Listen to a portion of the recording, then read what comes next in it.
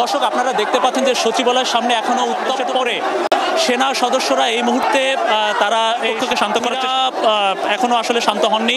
শিক্ষার্থীদের দাবি হচ্ছে যে আজকে যে দিনভর সচিবালয়ের সামনে যে হয়েছে, পরবর্তীতে এই অবরুদ্ধ অবস্থা কাটাতে শিক্ষার্থীরা টিএসসি থেকে জড়ো হয়ে সচিবালয়ের সামনে এসেছিল।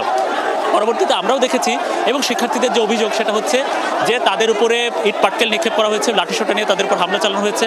আমরা এখানে গুলিও ছুটতে দেখেছি সচিবালয় অংশ থেকে।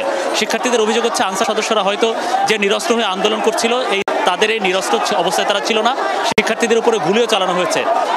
পরে প্রায় হাজারো শিক্ষার্থী তারা একসাথ হয়ে সচিবালয়ের দিকে একসাথ হয়ে সদস্যদের দিকে তেড়ে আসে এবং পরবর্তীতে আপনারা দেখছেন যে আনসার সদস্যরা এখন একেবারে কোণঠাসা হয়ে তারা জীবন ভিক্ষা চেয়ে শিক্ষার্থীদের কাছে মাপ চাচ্ছেন।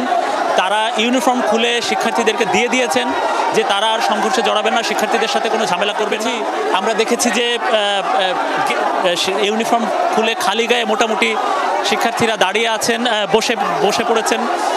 এদিকে এই যে আনসারদেরকে নিবৃত করতে এবং শিক্ষার্থীদেরকে নিবৃত করতে পরিমাণ সেনা সদস্য এখানে মোতায়েন হয়েছে এবং তারা এখানে দুপক্ষকে শান্ত করছে।